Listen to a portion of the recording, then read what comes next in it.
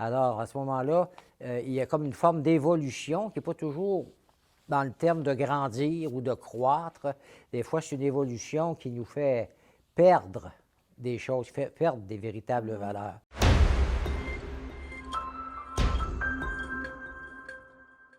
Alors, bonjour et bienvenue au 10e balado de Ondes de choc. Je suis en compagnie de l'abbé André Gagné. Alors, le balado d'aujourd'hui s'intitule « Avoir des valeurs pour en vivre ». Bonjour, l'abbé Gagné. Bonjour Amélie. Ça va Puis en bien? même temps, j'en profite pour saluer tous nos auditeurs, tous nos auditeurs et auditrices, ou même quand on a l'image, on peut dire c'est plus qu'un des auditeurs, hein? Qu'importe. Oui, exactement. Oui. Fait que, hey, l'abbé Gagné, qu'est-ce qui a suscité votre réflexion autour du thème des valeurs, en fait? Bien, ça fait longtemps que ça me turlupine, cette question des valeurs. Parce que, autrefois, il n'y a pas si longtemps, je dis autrefois, mais bon, mettez 40 ans, il y a 40, 50 ans, j'étais déjà au monde, malheureusement. Autrefois, les valeurs, on avait l'impression que ça allait avec la foi, hein, avec la religion. On ne distinguait pas, on savait que croire, bien, ça avait des répercussions enfin, dans la vie de tous les jours, dans les relations qu'on a avec les autres, etc. Alors que maintenant, bien, il faut distinguer. Hein, il y a des personnes qui vont dire on n'est pas pratiquant, par exemple, bon, mais on a des valeurs. Alors, ça, c'est. Bon, l'important, c'est d'être capable de les nommer, les valeurs qui sont les nôtres, en disant quelles sont les valeurs, puis sur quoi on s'appuie pour que ces valeurs-là, là, elles demeurent. C'est un peu ce qui fait partie de notre réflexion chaque fois qu'on fait des balados, c'est d'aller voir plus en profondeur que les choses qu'on dit des fois. Et puis, mais qu'est-ce qu'il y a au fond de cette expression quand quelqu'un dit « Oui, mais j'ai des valeurs ». Donc, est-ce qu'on peut avoir des valeurs chrétiennes sans être chrétien? Moi, je dirais que oui. Puis si je voulais aller dans le sens de ce que j'ai déjà partagé dans une autre émission, je pourrais facilement dire que tout ce qui est humain, profondément humain, est nécessairement profondément chrétien. Même si le Christ n'est pas nommé nécessairement, oui, on pourrait ne pas croire dans le Christ, mais ce qui regarde l'Évangile, c'est vraiment pour éclairer qui nous sommes comme personnes humaines et puis beaucoup la qualité des relations qu'on est invité à échanger avec des personnes. Alors, absolument, bien, il y avait une expression qui nous faisait dire, vous êtes à des personnes, mettons, vous êtes des chrétiens sans le savoir. Et ça choquait des personnes parce que ça avait l'air de vouloir les récupérer. On veut absolument qu'ils soient avec nous. On ne pouvait pas imaginer que quelqu'un nous dise non, je ne veux pas développer un lien avec le Christ, par exemple, ou la foi dans le Christ. Alors, il faut respecter ça. Même si finalement, effectivement, il y a des personnes qui, concrètement, dans leur manière d'être, dans leur manière d'agir, sont des fois plus chrétiens que d'aucuns qui se disent chrétiens, qui disent avoir la foi, mais ça ne passe pas dans leur vie de tous les jours. C'est pour ça que le titre, c'est avoir des valeurs, hein? Mais en vivre. Pour en vivre, alors c'est la même chose, avoir la foi, mais pour en vivre. Sinon, c'est quoi? C'est des affirmations de foi que quelqu'un pourrait exprimer. Mais si c'est Saint Jacques qui disait ça, là, dans son épître, dans sa lettre, là, si ça ne passe pas dans le quotidien, la foi qui ne passe pas dans les œuvres, elle est morte. On parle des valeurs. Chez les chrétiens, les non-chrétiens, il y a beaucoup de valeurs communes. Oui. Selon votre expérience, qu'est-ce que votre expérience vous a appris là, concernant le monde des valeurs, en fait? J'ai l'expérience sûrement, mais des fois aussi, ce que j'ai entendu déjà ou que j'ai lu à quelque part dans un ouvrage qui mentionnait que du côté de l'être humain, dans les types, sa manière d'être, sa manière d'agir, eh bien, il y a comme 3 degrés. Il y en a un où certaines personnes se logent, c'est mes valeurs sont peut-être même pas définies, c'est j'agis comme tout le monde fait. Je me questionne pas, je n'ai pas fait de choix là, voulu, Mais tout le monde pense ça, puis il me plaît de penser ça aussi. Je ne me suis jamais questionné de savoir est-ce que ça a du bon sens, sur quoi ça s'appuie, ce type de pensée-là. Mais alors ça, c'est le premier degré. J'ai l'impression qu'il n'y a peut-être pas tant de monde que ça qui vivent à ce niveau-là. Tout le monde le fait, tout le monde le dit. Alors, je le fais, je le dis. Il y a un deuxième degré. Pour moi, là, ça monte. Là, justement, c'est des personnes qui disent, moi, je ne suis pas prêt ou je ne suis pas prête à suivre le courant, tout simplement, puis à faire comme tout le monde et à dire comme tout le monde. J'ai des valeurs. C'est à ce niveau-là, mon expérience, c'est souvent là des personnes que je vais rencontrer, des fois même en préparation avec un sacrement, ça peut être le sacrement du mariage, pour rejoindre un couple, et puis ils tiennent à ce que les choses soient claires entre nous, puis c'est correct, puis ils vont dire, bien, vous savez, on a la foi, mais on ne peut pas dire qu'on n'est pas vraiment pratiquant, là. Dans leur tête, quand ils disent ça, ça veut peut-être dire on ne participe pas hein, à des célébrations liturgiques, des choses comme ça, mais pratiquant, c'est pas juste la pratique du dominical, mais c'est faire passer dans notre vie, faire des valeurs. Mais là, ils disent, on a des valeurs. Alors, il y a des choses qui sont importantes pour nous. Puis si on les amenait à le dire, ils diraient, bien, par exemple, comme nous, on se prépare, on veut se marier ensemble, bien, la fidélité, c'est très important pour nous. Mais c'est important dans l'ordre de la foi, là, mais c'est très important. Ensuite de ça, l'honnêteté, bon, enfin, des choses comme ça. Ça, c'est déjà pas pire. C'est déjà très bien. Oui. Puis des fois, il y en a qui font la nuance, hein, pratiquant ou célébrant le dimanche. Oui. Des fois, on entend ça. Ah, ben oui.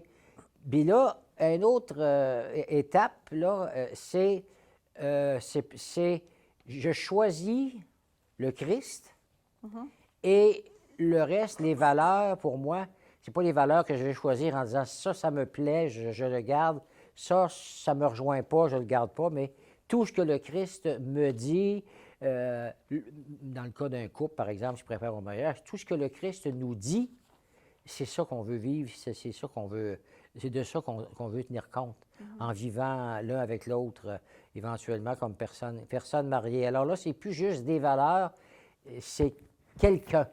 Quand on est dans l'ordre de la foi, c'est pas juste des valeurs chrétiennes. Parce que très, très souvent, des gens vont parler de ça, ils vont dire, bien, on a les valeurs chrétiennes, d'accord, mais il y a plus que ça, quand on parle de la foi, il y a d'abord fondamentalement une relation avec le Christ qui va teinter notre manière de voir les choses, notre manière de vivre les choses, notre manière de nous situer dans ce monde, dans notre milieu de travail, dans notre famille, avec les personnes qu'on connaît, avec les voisins, mettons-en, je mets dans l'atmosphère dans laquelle on est, dans l'univers.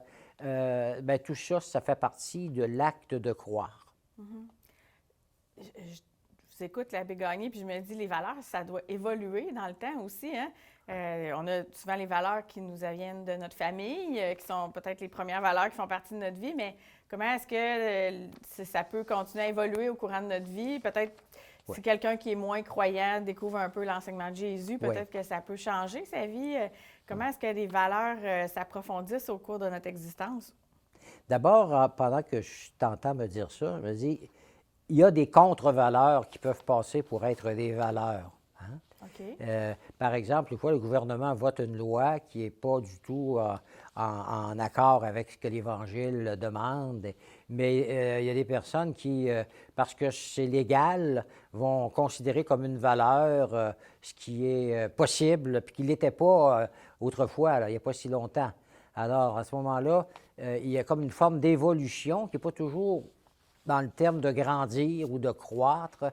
Des fois, c'est une évolution qui nous fait perdre des choses, fait perdre des véritables valeurs. Des valeurs qui n'en sont pas. C'est les valeurs du monde avec un grand M, à un moment donné. Là.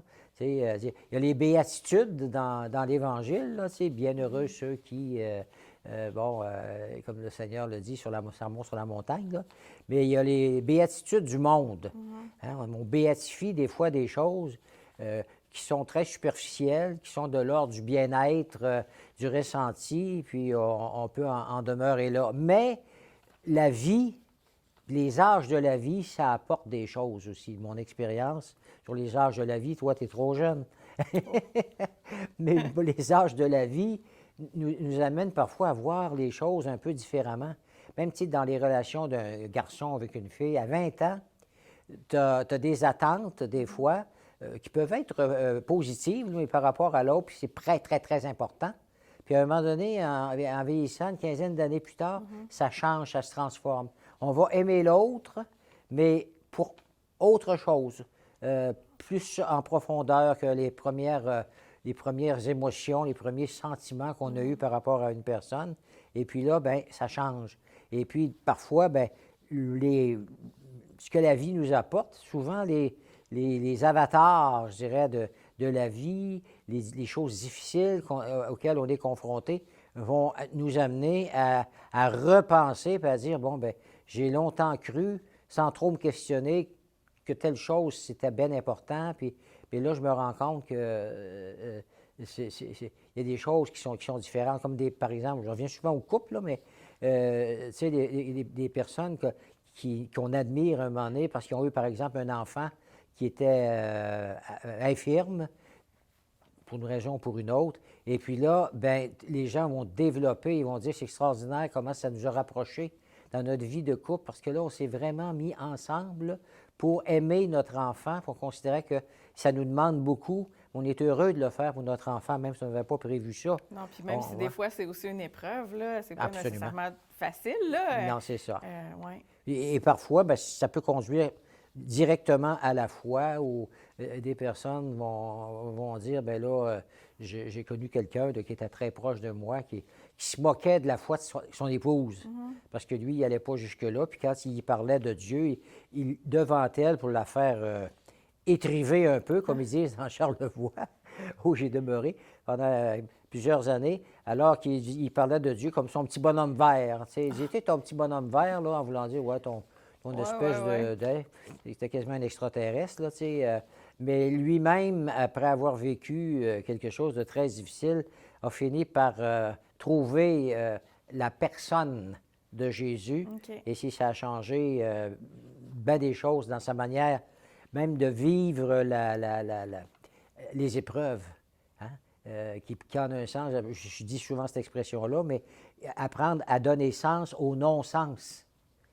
Et on regarde dans notre société, des fois, puis on se demande comment se fait des personnes qui sont si découragées à un moment donné, ou que le découragement les conduit au suicide dans certains cas, peut-être beaucoup de cas, à comparer à ce qu'on pouvait trouver avant, parce que comme si d'aucuns ne trouvent pas de sens à un malheur. Des fois, c'est une séparation, etc. Puis, malheureusement, très souvent, on apprend dans les nouvelles une catastrophe. Un père de famille ou une mère de famille va se donner la mort, puis souvent va amener les enfants avec elle, cette personne-là. Là. Alors, parce qu'elle ne trouve pas sens. C'est souvent que ça, là, parce que les médias font attention pour ne pas justement partager ce genre de nouvelles-là le moins possible, là, à moins que ça ait fait l'événement. Mais c'est dramatique, effectivement. J'avais un professeur qui disait les questions de sens finissent toujours par nous rattraper. D'où je viens et où je m'en vais dans la vie va... Et c'est comme la question de sens de base là, auquel on doit répondre pour... c'est ça, pour découvrir un peu plus sur Dieu, peut-être, sur les valeurs qui nous habitent, etc. C'est intéressant, ça. Vous parliez tantôt des valeurs d'un peuple. Enfin, aujourd'hui, on n'est plus dans une société chrétienne, on peut dire. Hein? Non. Puis il y a des choses qui sont licites, mais qui ne sont pas nécessairement éthiques. Alors, on peut faire le choix, là, parce qu'évidemment, il y a des gens qui ne sont pas chrétiens et puis que ces valeurs-là ne les rejoignent pas. Puis ils ont certaines... tout le monde a cette liberté de pouvoir faire des choses. Dernièrement, dans les dernières années, on a eu la légalisation là, du cannabis. Fait que, tu sais, c'est un exemple. C'est licite. Après, est-ce que ça te tente ou est-ce que ça ne te tente pas? Est-ce que c'est en adéquation avec les valeurs qu'on peut avoir? Ça, c'est une autre histoire, là. Mais est-ce qu'on peut parler de valeurs ou de culture d'un peuple, de valeurs d'un peuple? Oui, bien, on en entend souvent parler par rapport au phénomène du français, du Canadien, français, québécois. Mais il n'y a pas juste les Québécois qui sont de langue française. Hein? Effectivement. Il y a des gens dans le Canada, il ne faut pas les oublier, ces gens-là, parce que ça les ébranle, nous autres aussi. On est dans telle province, là, normalement anglophone en majorité, mais il y a des francophones un peu partout. Et puis, on parle de notre culture, il faut comme sauver la culture, qu'on identifie à la langue, d'ailleurs, à un moment donné, surtout la langue française. Mais est-ce qu'on est en dehors de la langue, là, puis encore là, on pourrait s'en parler longuement, mais ça fera peut-être le sujet d'une autre de nos rencontres. Mais est-ce qu'on est capable de définir c'est quoi être vivre au Québec, là, puis être un Québécois, outre le fait qu'on vit sur un territoire, mettons le territoire de la province du Québec, pour regarder là. Alors, les Québécois, ça veut dire ceux qui demeurent sur le territoire, parce que c'est juste ça. Oh ben non, c'est ceux qui demeurent sur ce territoire-là ont une sensibilité tout à fait particulière à, par exemple, la famille, parce qu'on est bombardé avec les écrans, les médias, la proximité avec les milieux anglophones, avec les États-Unis, puis enfin, bien des choses aussi dans le monde. Alors, on finit par avoir une espèce de nivellement. On a l'impression que tout le monde se ressemble, finalement. Est-ce qu'on vit de façon aussi si différente que ça, nous, restons à Québécois francophones ou Canadiens francophones, par rapport à quelqu'un qui demeure aux États-Unis ou je ne sais pas trop ailleurs, étant donné qu'il y a beaucoup de gens aussi qui viennent s'établir, qui sont de d'autres cultures. Puis, alors, des fois, bien, ils vont s'exhiber là, de la bonne façon devant nous à travers des danses de leur pays. Oui. Bon, il y a la langue. Alors, donc, toute la question de la culture d'un peuple, bien, est-ce qu'on est capable, là, moi je pense que le monde de l'éducation peut aider à maintenir des choses. Bon, peut-être que c'était mieux que ce ne soit plus là, mais je pense souvent, par exemple, à nos vieilles chansons traditionnelles là, que moi j'ai trouvées. On entend quand même encore au Oui. jour de l'an. Ah, La poule à Colin. Absolument. Mais il n'y avait pas rien que des choses pour des danses, des 7 carrés. Ouais, là. ouais. Mais il y avait de très belles choses qui étaient véhiculées dans ce qu'on appelait la bonne chanson dans ce temps-là. Ouais. Là. Et puis, on est en train de perdre tout ça parce que ça se communique pas. Et quand j'allais dans les écoles, dans mes premières années comme prêtre, il y avait une école, entre autres, dans un milieu où j'étais. Ces enfants-là, les professeurs, il y avait une atmosphère, là, faisaient chanter les jeunes à journée longue. OK. Pour les reposer, après avoir fait un exercice en classe. On se lève debout, et puis on chante. Ça doit être une belle ambiance. Ah, c'était intéressant d'aller là. Je trouvais ça beau. Puis des fois, je trouvais dans d'autres milieux, je dis, comment se fait les enfants, ils ne chantent plus? C'est important de chanter. Puis en même temps, bien, quand on chante, puis qu'il y a des paroles qui font référence à ce qui était le vécu, de nos grands-parents, ou du moins nos arrière-grands-parents. Tu sais, il y a quelque chose qui se maintient un peu dans notre manière de vivre, notre manière d'être ensemble. Je pense que les gens, ils ne sont pas contre. Là, tu sais, aujourd'hui, ils aiment, dans certaines situations, entendre ce que c'était que notre folklore. Et puis, il y a quand même des chanteurs aujourd'hui qui ont le don de, je pense à Pellerin, là, entre autres, là, Oui. qui ont le don c'est ça, de mettre en chanson, il y avait des mélodies nouvelles, mais des choses qui parlent de la vie des gens d'ici, comme Gilles Vigneault. Hein? Oui. Les gens de mon pays, ce sont genre de paroles, bon, mais on peut apprendre de ça. Les gens de causerie, quand ils parlent même de la poudrerie, je parle toujours de Gilles Vigneault, c'est comme si la poudrerie, ça devient comme quelque chose qui fait partie de notre vie collective.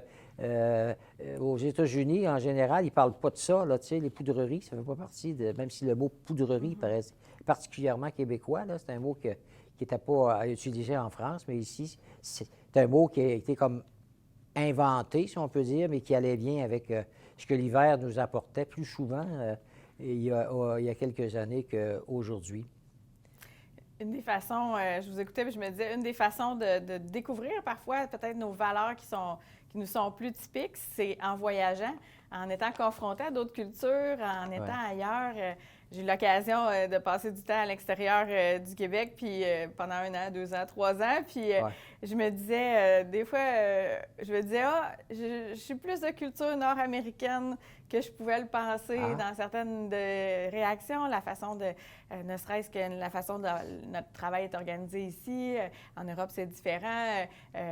Des fois, sur des petites choses, puis après, ça porte à une réflexion plus grande sur les valeurs en général, de tolérance. Je pense qu'au Canada, entre autres, on est fort sur la tolérance, le multiculturalisme, qui, comme vous disiez, apporte des choses. Là, d'autres cultures nous apportent actuellement aussi beaucoup. Hein?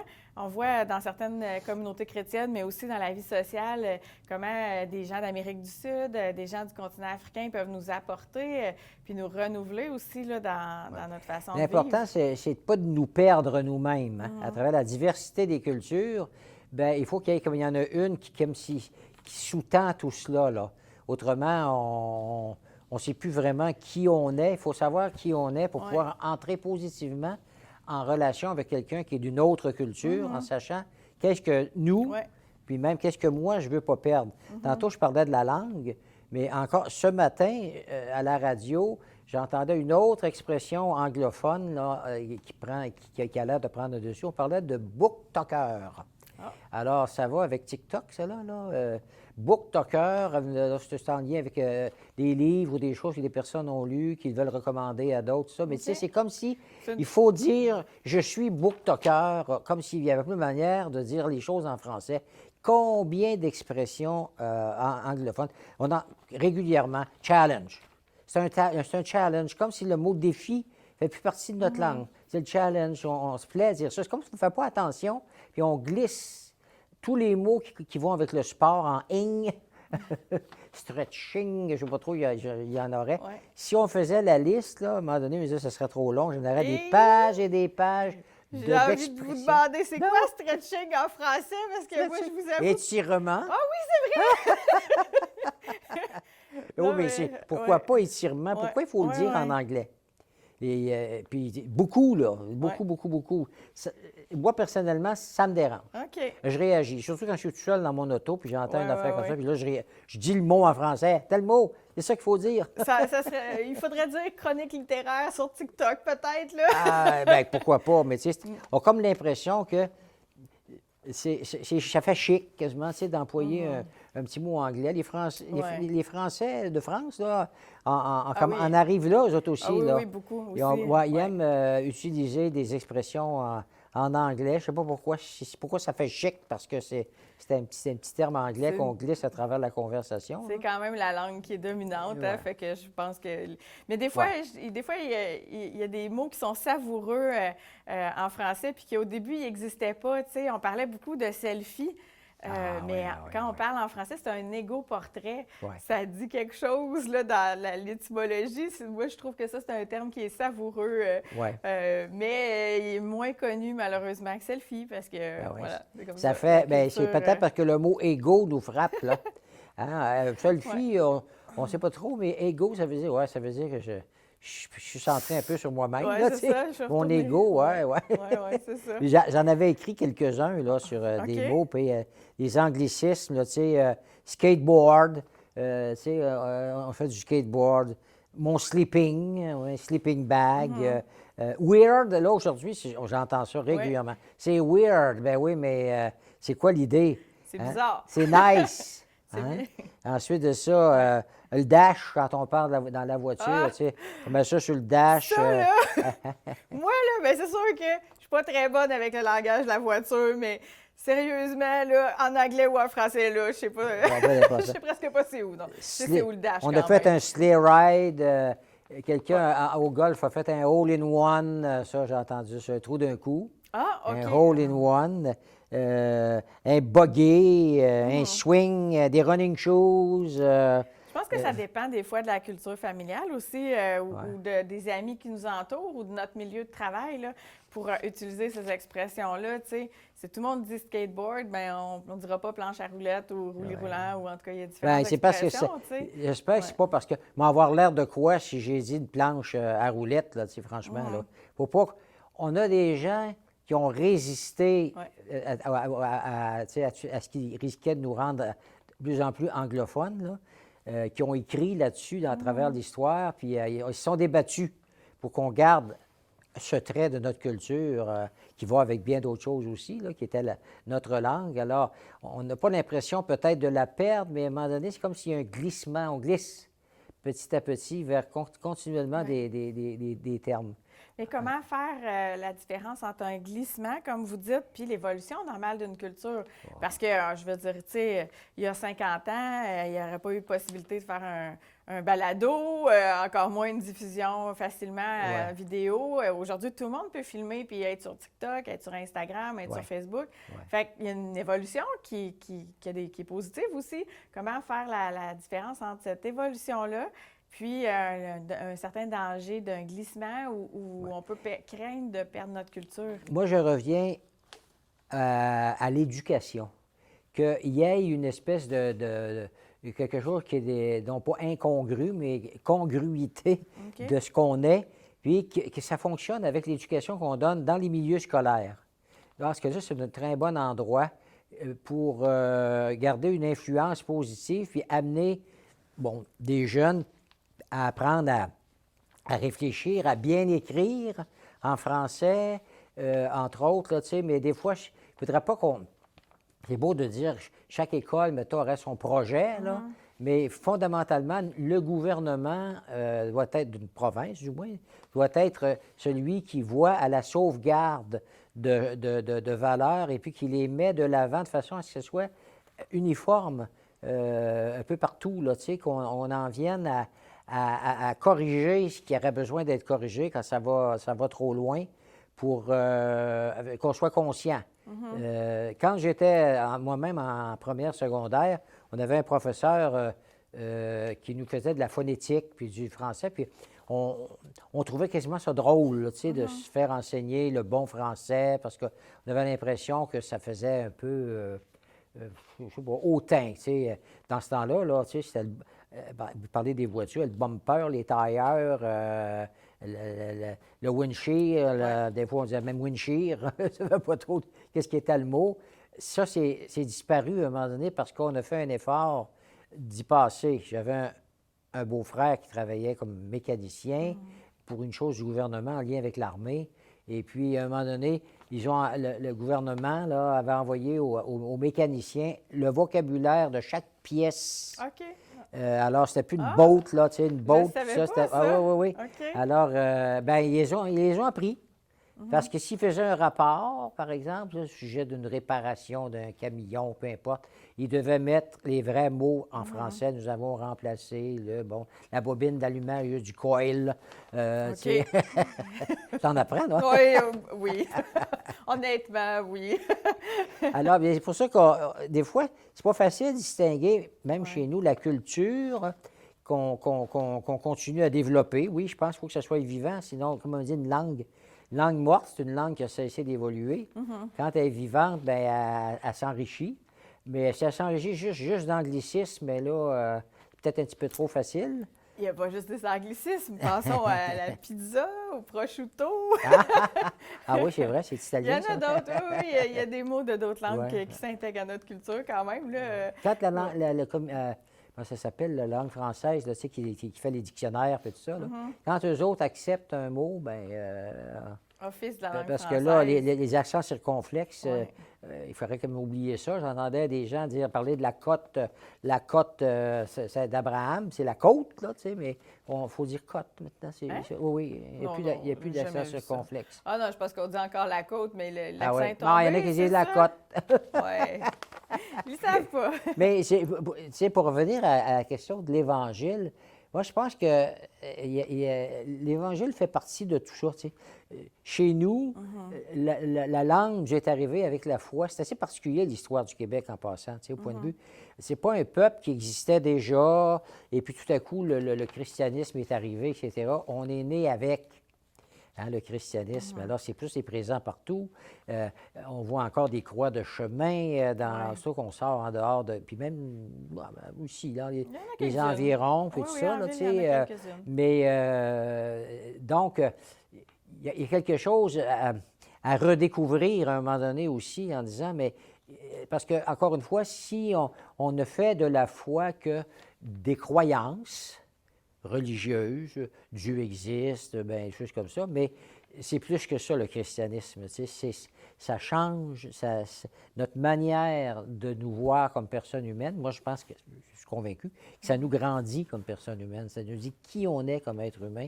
Ça nous dit pourquoi une vie humaine est si précieuse, pourquoi il faut respecter la vie humaine, pourquoi ne pas tuer l'autre, bon, etc. Si on comprend ça, c'est moins intimidant de se proclamer croyant, comme si on croyait dans le petit bonhomme vert, là, comme disait l'autre, là, et puis de se dire, et non, il y a une vision qui, moi, me paraît la plus juste possible, qui nous vient à partir de l'Évangile, et puis de ce que le Dieu nous a révélé à travers Jésus-Christ sur la vie, le sens de la vie, le sens du travail, l'honnêteté, mon Dieu.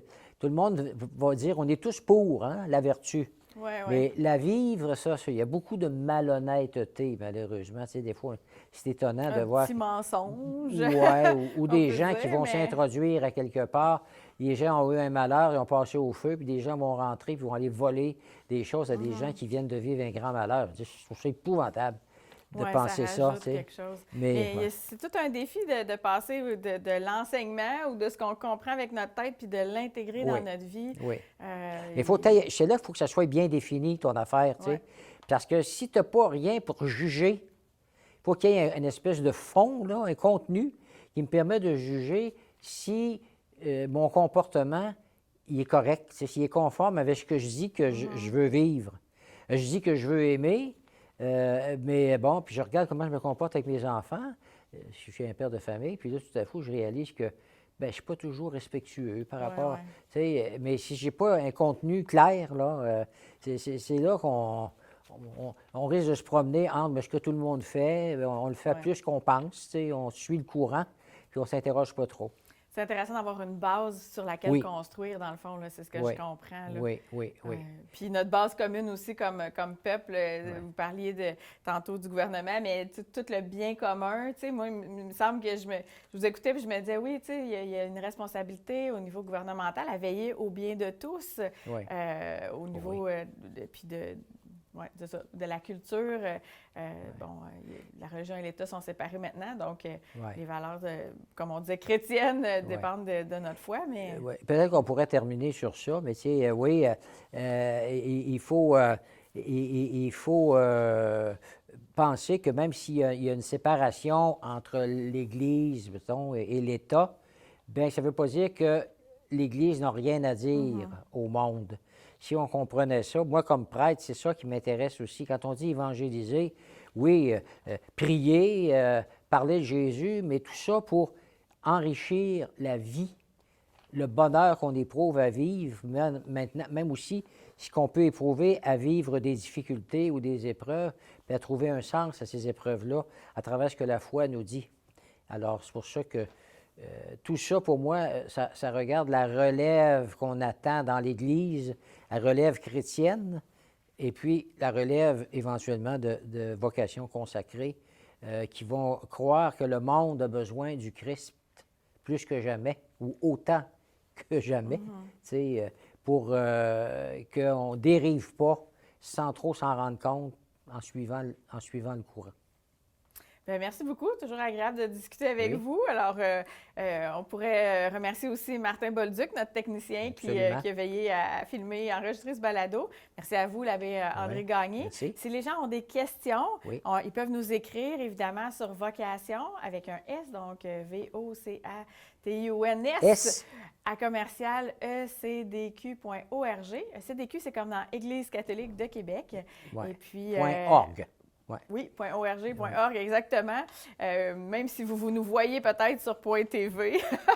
Mais voilà, fait que et nous, on se dit à une prochaine. Puis, Ouais. ben n'hésitez pas, il y a d'autres balados aussi que vous n'avez peut-être pas encore découvert de l'abbé André Oui. Gagné, mais aussi on a d'autres... Et nous savons qu'il y en a qui nous ont écrit, qui ont réagi. Maintenant, à cause de Noël, là, puis toute la question de la pandémie. On répondra on dans sous a, peu, c'est oui, ça? oui, oui. Parfait. On va tenir compte de tout ça. Merci de le faire.